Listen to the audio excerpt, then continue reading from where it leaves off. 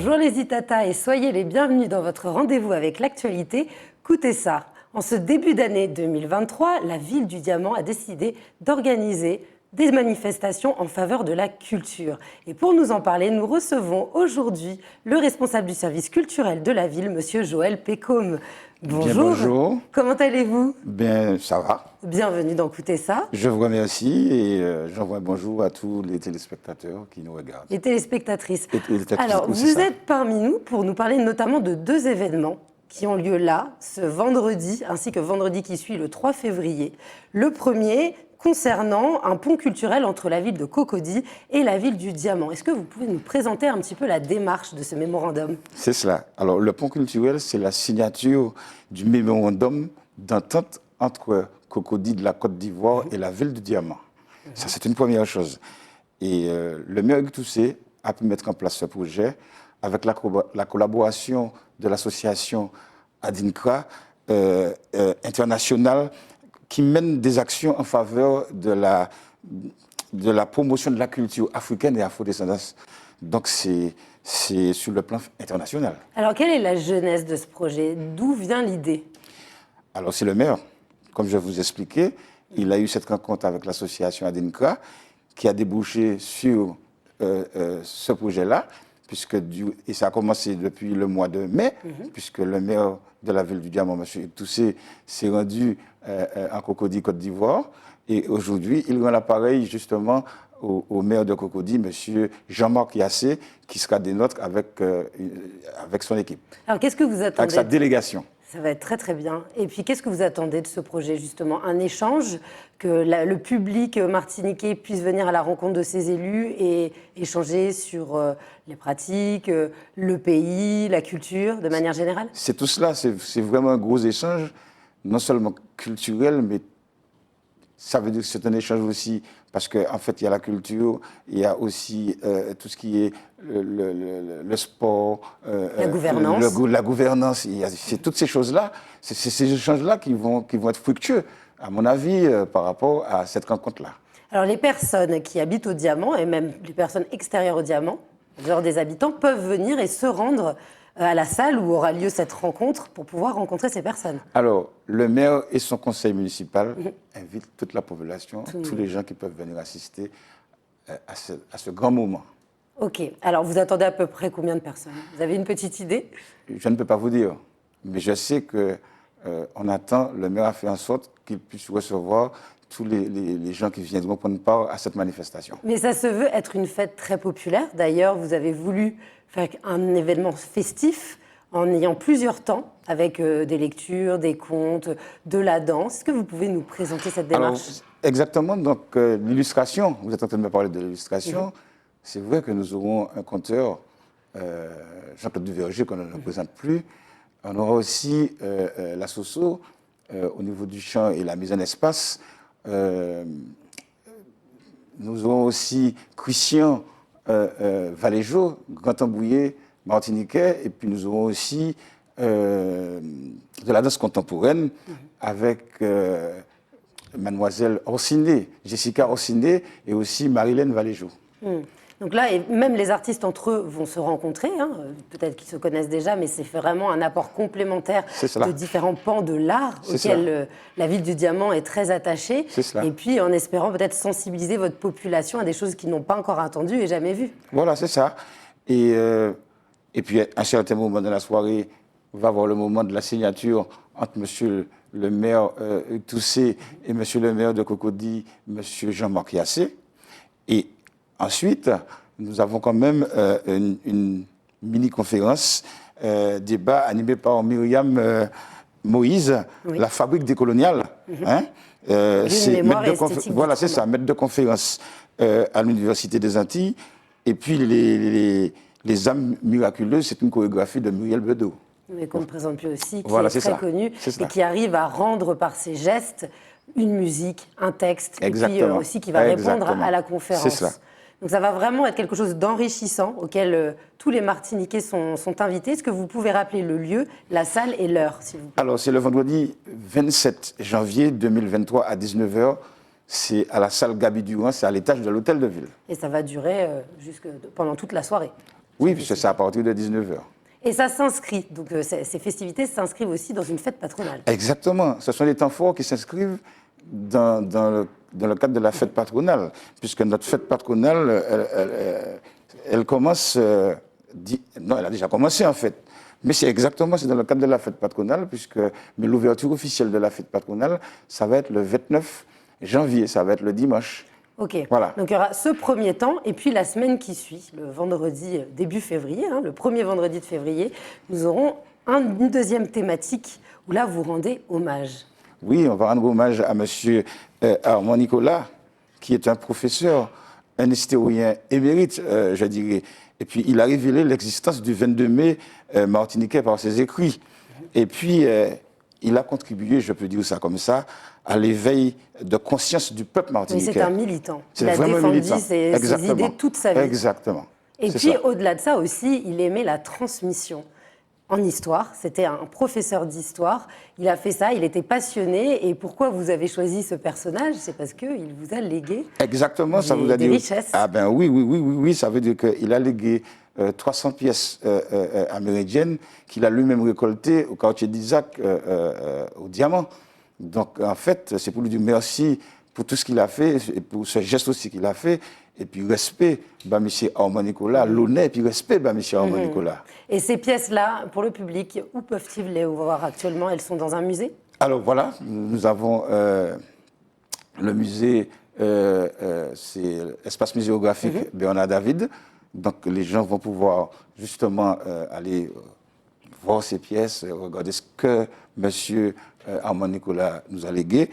Alors en fait, le 27, ça va être la découverte, et je passe par là, ça va être la découverte de la bibliothèque de l'abbé David, d'accord? Et ça, c'est le 27. D'accord. D'accord. Et pour arriver sous la date du 3, ça va être l'inauguration jardin archéologique éphémère d'Armand Nicolas. Donc ça, c'est avec l'espace muséographique Bernard David.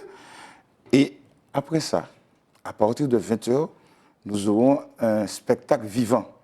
Un spectacle vivant avec une illustration aussi, avec des danseurs, danse contemporaine. Il y aura aussi des artistes, flûtistes, comme Mario Mas. Nous aurons aussi la Soso, Christian Valéjour, parce que ce sont des gens qui font des recherches et qui font un travail réel sur le fondement du pays, la musique que nous avons en fait. Et tout de suite, quand vous contactez ces artistes, ils vous disent tout de suite oui, ils sont emballés par cette idée? Très ouverts sur ça, très ouverts sur cela.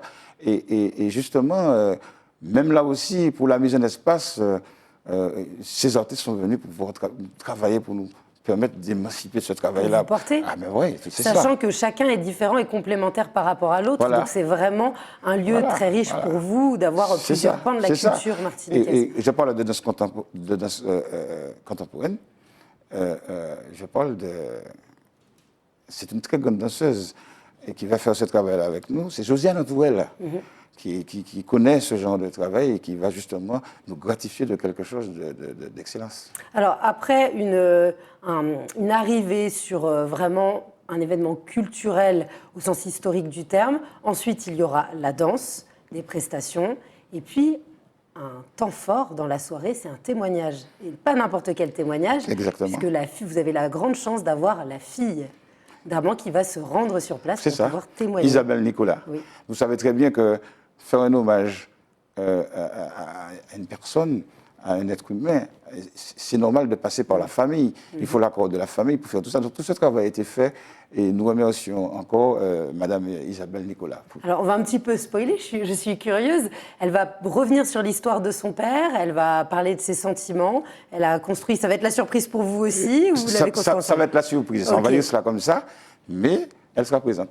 Et les personnes pourront aller la voir ensuite s'ils ont envie d'en savoir plus sur la personnalité. C'est vraiment de faire connaître quelqu'un qui a vraiment travaillé pour notre île. Ah oui, parce que M. Armand Nicolas, M. Armand Nicolas, c'était un grand homme. C'était vraiment inspirant. Ah oui, il y a un respect là. Et c'est un très beau symbole, puisque la ville du diamant porte on va dire, très, très sérieusement les valeurs culturelles. Vous avez un agenda qui se veut très dense depuis la fin du Covid. Vous-même, vous vous inscrivez dans une vie intense puisque vous étiez musicien professionnel. Je sais tout. Vous savez tout ça? Eh oui, je sais tout. Il faut le présenter. Vous étiez musicien professionnel avant de devenir la tête pensante du service culturel. Est-ce que vous pouvez vous présenter un petit peu? C'est pas toujours évident de se présenter, mais en fait, c'est vrai. J'étais fils de musicien, parce que mon père est musicien.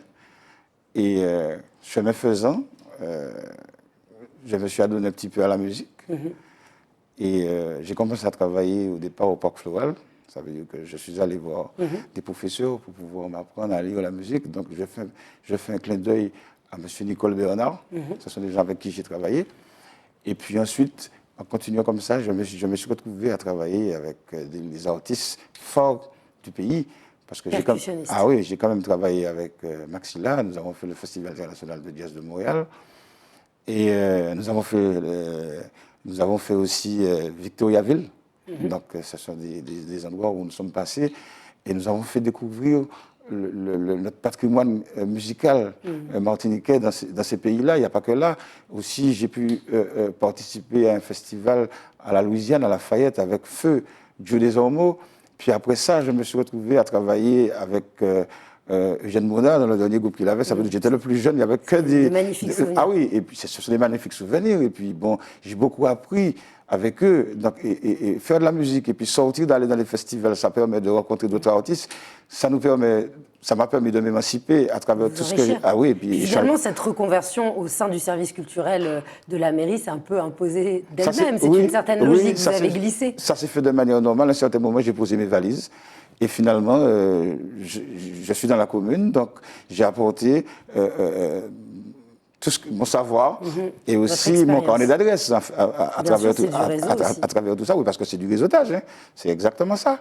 Et puis, c'est vrai que c'est un métier passionnant. Eh bien, je suis curieuse, parce que qu'est-ce que vous nous prévoyez pour 2023 ?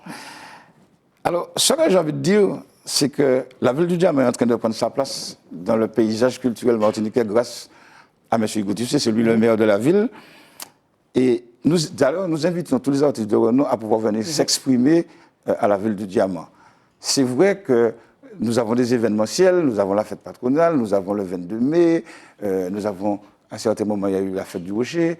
Il y a aussi, ça je tiens à le dire, vous parlez de transmission, il y a un conseil de jeunes aussi qui existe au Diamant.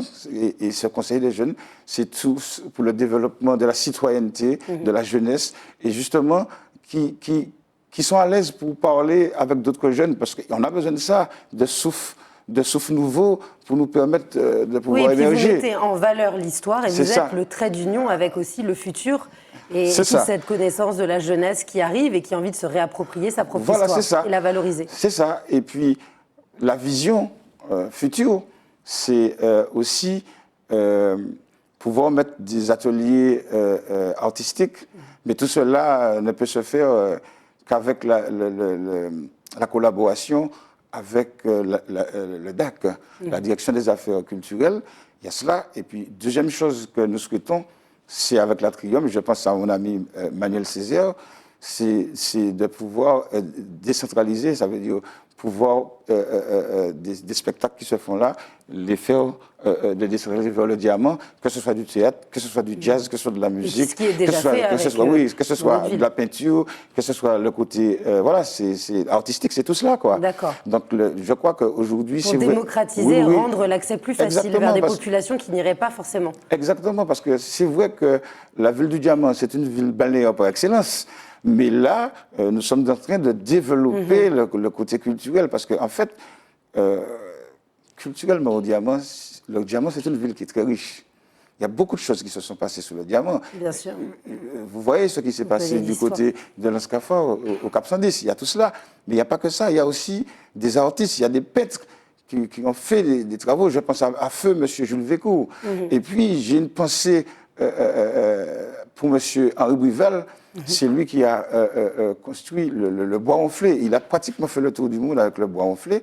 Et puis la dernière personne que j'ai envie de mettre en lumière aussi. Puis, il y en a d'autres personnes, hein. Il y a une femme qui a beaucoup travaillé dans la partie des paloudes. Elle a nourri toute sa famille avec ça et elle a travaillé toute sa vie avec ça. Elle est encore vivante. Ce sont des gens qui ont quand même apporté leur pierre à l'édifice par rapport à la commune. Et puis il y a aussi, à ne pas l'oublier, M. Jean Tuernal, qui a été le guitariste de la Perfecta, qui est Diamantinois, tous ces gens-là, je crois. Et quand on vous entend, on sait que le programme est infini. Finalement, l'inspiration sera toujours là. Entre le passé, le futur qui se dessine et comment on s'approprie ces codes et on en fait quelque chose de nouveau. Exactement. Alors vraiment, pour ceux qui nous écoutent et qui nous regardent ce soir ou ce matin, on les encourage. On va rappeler les 2 dates. Il y a ce vendredi 27 janvier, c'est ça? C'est ça. Et ensuite le vendredi 3 février. Alors le vendredi 3 février, c'est dans l'amphithéâtre de la place de l'église. Ok. Voilà, c'est à partir de 20h, c'est le spectacle vivant. Et on peut retrouver toutes ces informations peut-être sur un site internet? Oui, parce qu'il y a le site de la ville aussi. Voilà, et puis sur les réseaux. Okay. Sur les réseaux, ça circule, donc il n'y a pas de problème. Très bien, voilà, c'est noté. Je vous remercie beaucoup, c'est moi qui vous remercie. Joël Pecôme, d'être venu parmi nous. Vous êtes ici chez vous. À bientôt pour un prochain Écoutez ça, je l'espère. Merci. Et je m'adresse à vous. Merci de nous avoir suivis. Je suis impatiente de vous retrouver sur Zitata dans un prochain Écoutez ça. Au revoir.